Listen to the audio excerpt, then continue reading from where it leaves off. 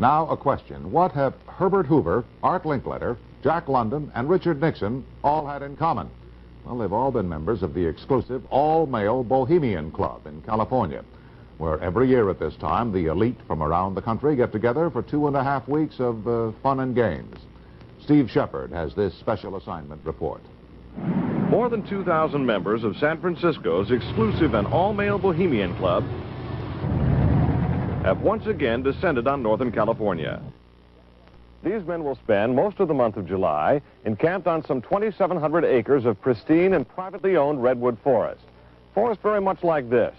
The place is called Bohemian Grove, and it's located just 80 miles north of San Francisco.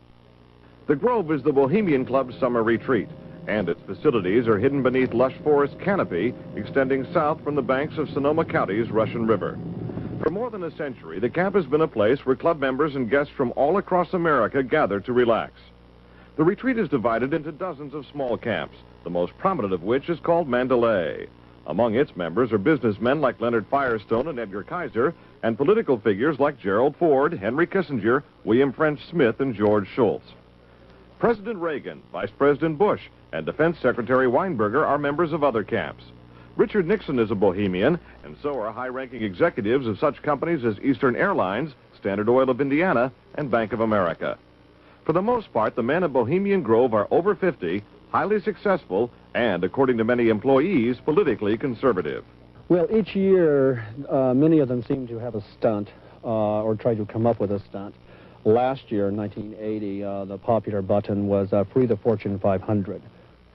Membership in the Grove is by invitation only and is determined by such factors as social standing, occupation, and personal connections.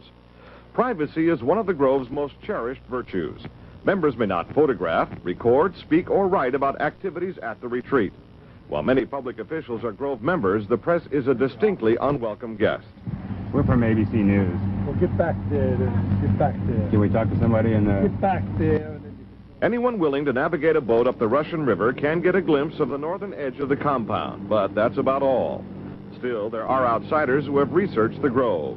Sociology professor William Dumhoff found out enough to write a book on the place. Well, I think it's a playground for the powerful. It's a place where wealthy men from all of the United States gather for 2 weeks to relive summer camp with this ceremony called the cremation of care that begins the 2-week encampment where the body of dull care, symbolizing woes and concerns, is burned on an altar in front of a big owl statue. When that ceremony ends, they all start to cheer and yell and hand each other a beer. Other regular activities include the production of 2 plays, one of which involves major sets, orchestral music, and extravagant costumes. The other play appears to be just a bit on the lighter side, at least judging from these old photos.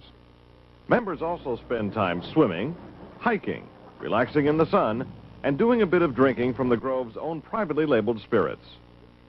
Like a boys' camp, the Grove has a symbol, in this case, a somewhat fierce-looking owl.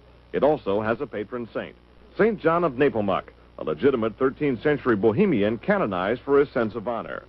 What the Grove does not have is any women, not even as employees. Despite its camp-like atmosphere, the Grove does host some serious business. To the degree that there's anything important happens at the Bohemian Grove, it's political.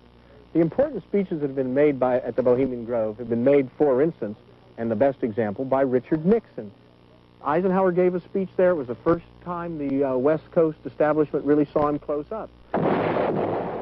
Discussions at the Grove in the 1930s helped lead to the development of nuclear power and the atomic bomb. It was at the Grove in 1967 that Richard Nixon and Ronald Reagan hashed out differences over their presidential ambitions. Each year, guests like Henry Kissinger or Zbigniew Brzezinski address members on their areas of expertise. Presidential counselor Edwin Meese will be among this year's speakers. And each year, other guests come to the Grove simply to enjoy themselves. This year, CIA Director William Casey is a scheduled guest of John McCone, former CIA Director. Baseball Commissioner Bowie Kuhn has been invited as a guest of baseball owner Peter O'Malley. Despite the presence of so many notables, the Grove is not without its small headaches. Anti-nuclear demonstrators gathered near the entrance to the retreat this year to wave signs and chant slogans. The Grove is also facing a suit from the state of California because it refuses to hire women. Still, the Bohemian Grove seems in no danger of passing. Herbert Hoover called it the world's greatest men's party. and there is a list of powerful people waiting to get in on it. Steve Shepard, ABC News, San Francisco, and Bank of America. For the most part, the men of Bohemian Grove are over 50, highly successful, and, according to many employees, politically conservative. Well, each year, many of them seem to have a stunt or try.